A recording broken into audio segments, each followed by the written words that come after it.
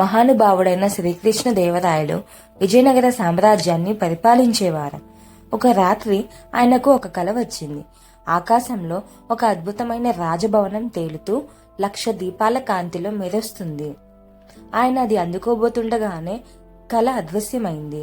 ఆ కల అతని మనసులో నాటుకుపోయింది. కృష్ణదేవరాయలు రాజదర్బార్లో తన మహారాజ ఆసనంపై కూర్చొని మంత్రులతో తన కలను పంచుకుంటారు. ఈ మహల్ నిజం కావాలి. ఎవరు దీన్ని నిర్మిస్తే వారికి 1,00,000 సువర్ణ ముద్రలు బహుమతి. విఫలమైతే మీ ముఖాలు చూడను. ఆయన మాటలు సభలో సంచలనం సృష్టించాయి.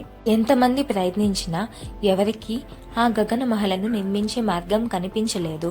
మంత్రులు, శిల్పులు నిరాశలో మునిగిపోయారు. అన్ని ఆశలు కొట్టుకుపోయిన వేళ ఒక ముసలి వ్యక్తి రాజదర్బార్కు వచ్చాడు. మహారాజా, నాకు అన్యాయం జరిగింది, దయచేసి న్యాయం చేయండి అని వేడుకున్నాడు. రాజు ఆసక్తిగా ముందుకు వాలిపోయాడు. భయపడకుండా చెప్పు, నేను న్యాయం చేస్తాను అన్నాడు.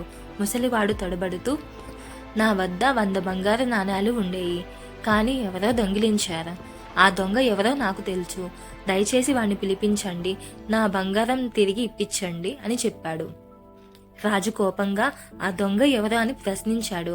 ముసలివాడు కాసేపు వెనుకాడి, అది మీరే మహారాజా, నిన్న రాత్రి నా స్వప్నంలో వచ్చి బంగారు నాణాలు దొంగిలించారు అని ధైర్యంగా అన్నాడు. శ్రీకృష్ణ దేవరాయల ముఖం కోపంతో ఎర్రబోయింది. ఇది ఏం మూర్ఖత్వం, ఒక స్వప్నంలో జరిగినది నిజమా అని కోప్పడ్డారు.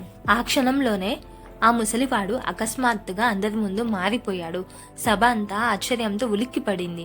అతడెవరో కాదు, తెనాలి రామకృష్ణ. తెనాలి నమస్కరిస్తూ, క్షమించండి మహారాజా, నేను కేవలం ఒక్క విషయం చూపించాలని ప్రయత్నించాను. స్వప్నాలను నిజం చేయడం ఎంత కష్టం అన్నాడు. ఆపై కృష్ణదేవరాయలు ఒక్కసారిగా గట్టిగా నవ్వారు. అంతా చెప్పట్లు కొడుతూ తెనాలికి అభినందనలు తెలిపారు. రాజు తన పొరపాటు గ్రహించి, నీ తెలివికి మళ్లీ ముచ్చటపడ్డాను తెనాలి అంటూ ప్రశంసించాడు.